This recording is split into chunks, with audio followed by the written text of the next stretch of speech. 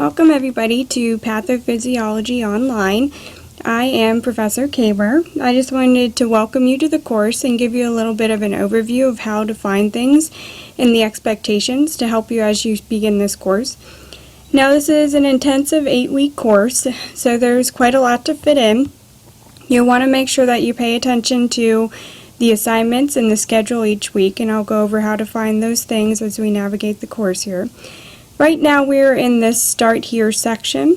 Whenever you enter the course, you can start here. You'll find our syllabus.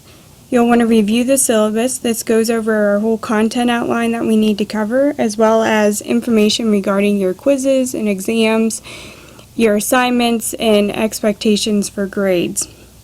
One of the key things to point out in our syllabus is that for this course, since it's sponsored through Robert Morris University, and it's an NURS course, an expectation is that every student has to meet at least 80% on their exams and quiz scores.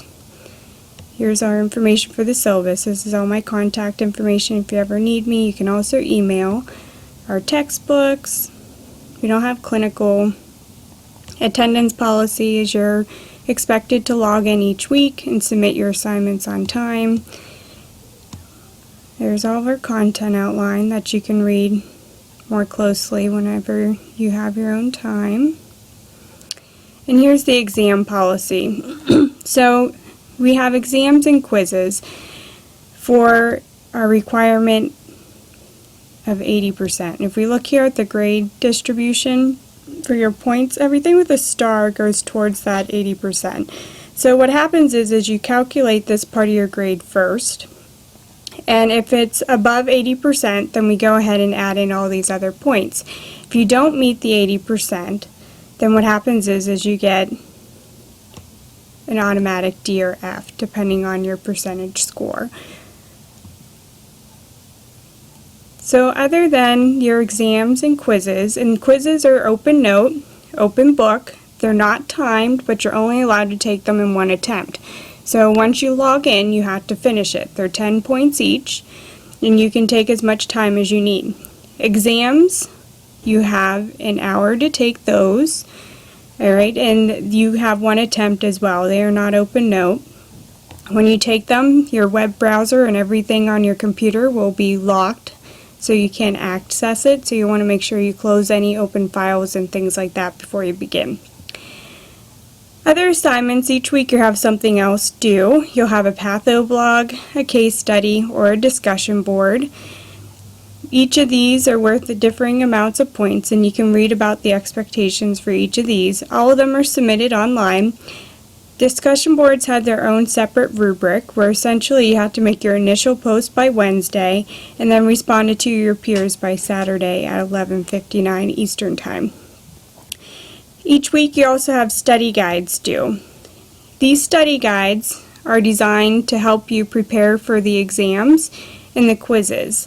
So you'll want to complete them each week, and each week they're worth 5 points each. We have 16 total. You'll upload those as well. You can use whatever materials you like to complete the study guides. That will be the bulk of your work time. I have recorded presentations for you, as well as PowerPoints or textbook pages. However you prefer to read or complete them and find the material is up to you. And then here is each week what we have due. Alright, and how the hour distribution is broken up for you, so we make sure we get in all the content hours that you need in order to earn the 3 credits. Alright, so back to our course here. So that's a syllabus overview. This gives you a little information about the course. We also have my information here, if you'd ever like to reach me, as well as some general resources that students find helpful when they take any online course. Rubrics, this is where, for instance, you can find that discussion board rubric, all of our policies and procedures, technology assistance, all those kinds of things for you. Each week is set up pretty much the same. Let's go to week 1, for instance. So the first thing you should be seeing is an overview. It tells you what topics we have to cover as well as the objectives for each content area that we're covering that week. We have our required readings that are to be done. Now I've worked to make sure I only give you the minimum of what you need. Alright, so pay attention to page numbers. If it says here, for instance, 122 to 128 in chapter 5, you only read the page numbers listed instead of the entire chapter. You'll have to complete your weekly quiz. This week is also a discussion board.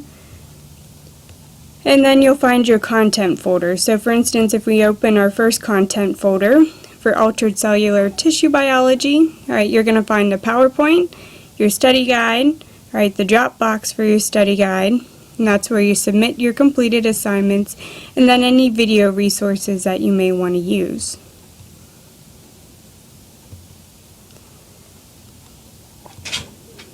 At the end of each summary gives you a little assignments list. This is like your to-do list for the week that you want to make sure you complete.